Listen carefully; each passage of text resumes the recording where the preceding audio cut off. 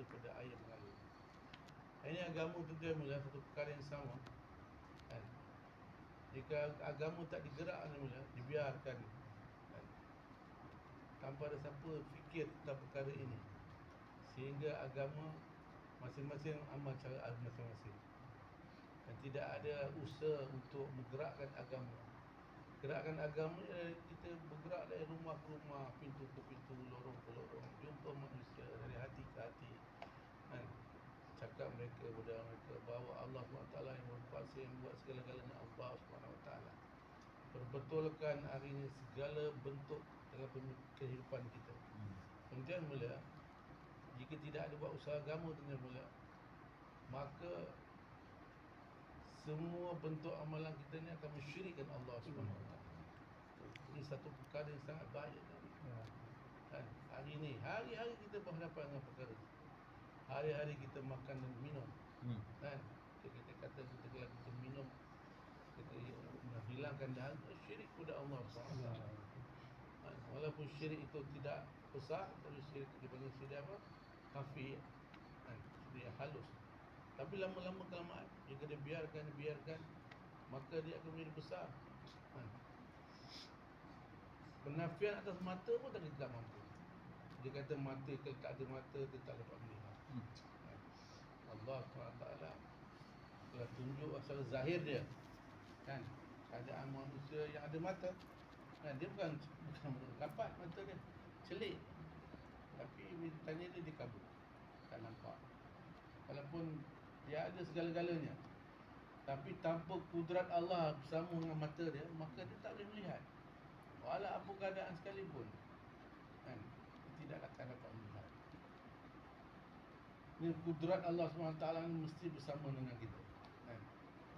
Zat Allah SWT yang menentukan segala-galanya. Allah SWT yang maha berkuasa, yang buat segala-galanya. Semua dalam pentadbiran Allah SWT. Tak ada yang kita punya kan?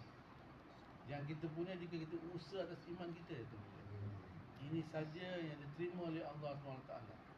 Mata yang dapat melihat, telinga dapat mendengar kan? Pemikiran yang kita boleh fikir secara waras, mulut kita yang berkata-kata ni tuan mulia, ini semua bersifat sementara kan? Tetapi tuan mula, inilah jalan dan saluran dia. Bagaimana empat saluran inilah yang menyebabkan hati kita jadi elok. Sama ada ia jadi elok ataupun ia jadi tidak elok. Jika hati ini elok dengan mula, maka seluruh anggota menjadi elok kan? Tangan dan kaki kita menjadi bawa kepada kebaikan kan? Beriman kepada Allah, bertakwa kepada Allah, takut kepada Allah kan? Datang pada perintah Allah, amal agama cara Nabi sallallahu alaihi wasallam. Jadi tuan-tuan mulia, usaha atas hati ini satu perkara yang sangat penting kan? Kita faham nilai duit kan? Tapi usaha atas duit itu lebih penting. Kita faham nilai iman, kita tahu tanpa iman kita jika tidak terima iman kita, maka mana mungkin kita boleh masuk syurga. Kita semua tahu. Tetapi tuan-tuan mulia, usaha atas iman itu lebih penting daripada segala-galanya. Tanpa ada usaha atas iman kan, maka kita tidak faham apakah kehendak Allah SWT dan maksud Allah SWT hantar kita kat dunia ni kan? Maksud dia satu je, supaya kita mentaati perintah Allah dan ikutlah kekasih aku, iaitu Nabi Muhammad sallallahu alaihi wasallam. Dan itulah syahadah kita, la ilaha illallah Muhammadur Rasulullah. Kemudian bila orang yang dapat ucap kalimah di akhir kalam dia kan, maka wajib bagi dia syurga.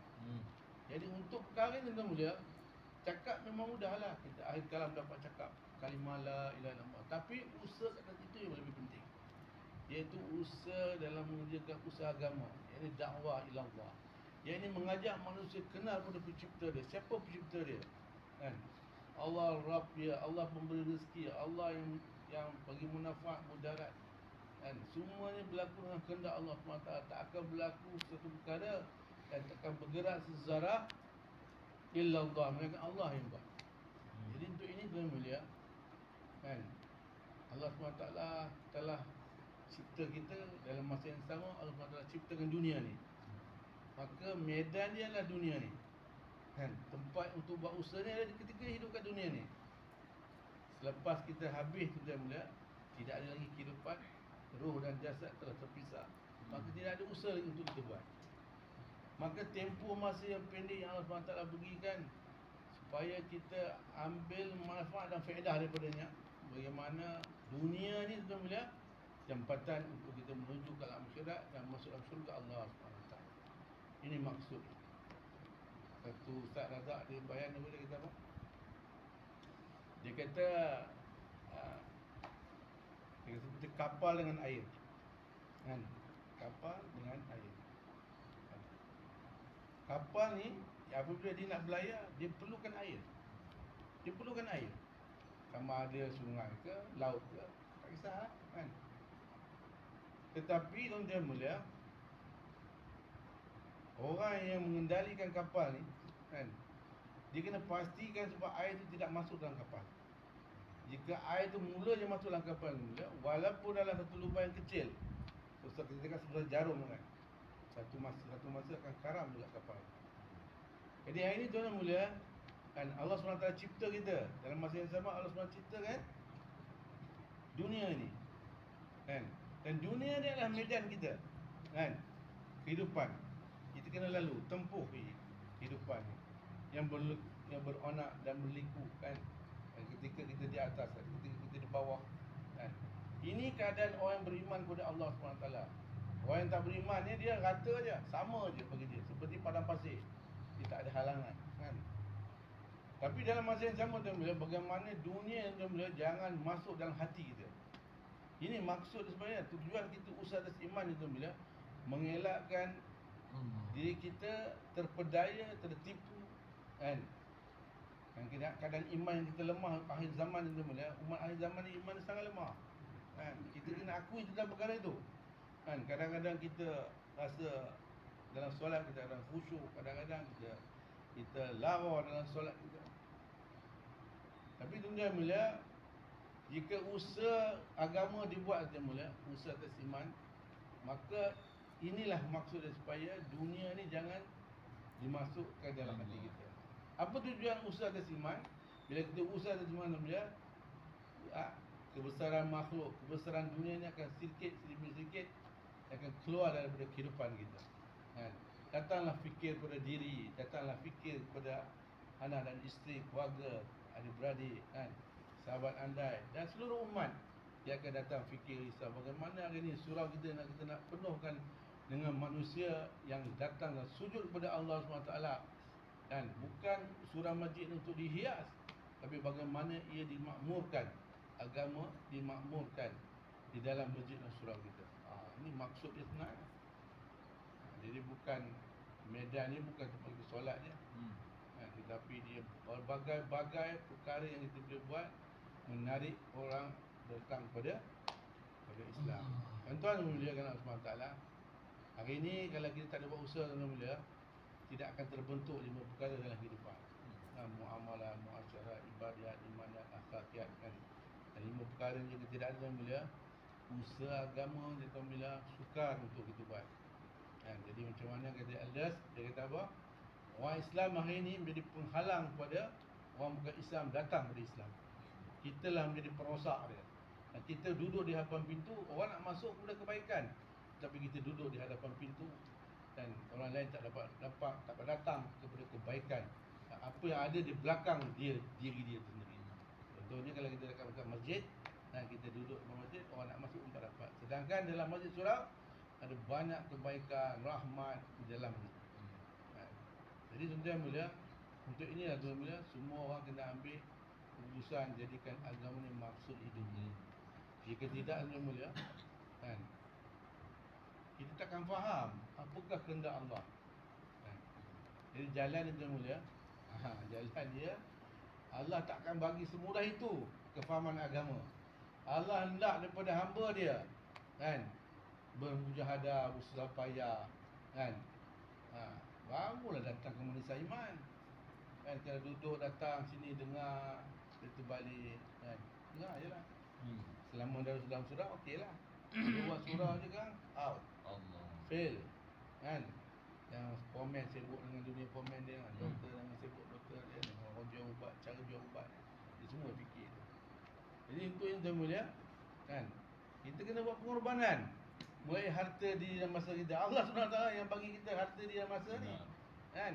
Jadi kita korban balik untuk agama Allah SWT. Kerana diri harta dan masa hamba dia ni lah, Allah telah beli dengan syurga Allah SWT. Jadi kita gunakan masa kita, dah 30 hari kita bagi masa 10%, 3 hari jalan Allah SWT. Kemudian tahun kita pula 40 hari, 4 bulan. Kan? Hari ni tuan mulia, kalau kita dengar laporan, Allahu Akbar. Kan? Manusia di pulau-pulau tuan mulia menanti-nanti orang Malaysia datang. Ini laporan. Sekarang ni hebatnya orang Malaysia yang Allah Ta'ala buat. Dan orang Malaysia ni boleh pergi serata dunia. Kan? Hatta Yahudi, Israel pun orang pergi dah kan. Hadis kaedah dia lah. Tak boleh bincang kat sini pula. Panjang dalam sejarah ni kan. Jadi maknanya orang Malaysia ni dia tak ada batasan had negara yang boleh pergi. Asalkan dia sedia buat pengorbanan, insya-Allah. Bismillah. Dan tanpa duit, ada duit, ini bukan halangan untuk keluar jalan Allah SWT. Kata orang kat Johor tu kan, kata orang perempuan-perempuan je. Kalau kita fikir logik akal dia kan, dia takkan lepas pergi negara jauh dengan belanja 10,000 kan. Waktu dia taskil tu kan, tanpa sedia untuk keluar jalan Allah, belanja besar negara jauh kan, BBNJ itu angkat tangan. Jangan tak dalam poket tak ada apa pun. Kan, untuk keperluan hidup je, bukan langsung tak ada, maknanya keperluan hidup je. Tapi dia angkat tangan. Tapi Allah SWT Maha berkuasa, Allah Maha kaya. Kan, dia buat keputusan untuk keluarkan dia juga di jalan Allah SWT. Kan, kuat azam dan niat dia tu kan. Maka Allah keluarkan dengan perantaraan meja rumput itulah kan. Maka batu terpelanting. Masa dia potong rumput tu kan, batu terpelanting, kena satu orang tua tu. Yang orang tua tu memang sakit, dan orang tua tu memang nak masuk hospital untuk dia buat operation, dan belanja dia pula 10,000 untuk dia keluar jalan, untuk dia buat operation tu. Allah gunakan batu kan, asbab batu je kan, terbang kena tempat yang disakit tu. Kemudian terus masuk hospital, hantar dia ke hospital, dan doktor sahkan sakit dia telah hilang, sembuh 100%. Allah Akbar. Jadi bila dipanggil, pakcik datang jumpa kita orang kita. Allah, dia dengar meletak. Apalah aku nak jawab dia. Ya Allah SWT Maha Kuasa. Dia jumpa dia kata, ni pakcik duit 10,000 ni sebenarnya duit operation bapak kita orang. Jadi dia kata tak apalah, dia kata pakcik ambil lah duit. Allahu Akbar. Dia syukur kat situ terus.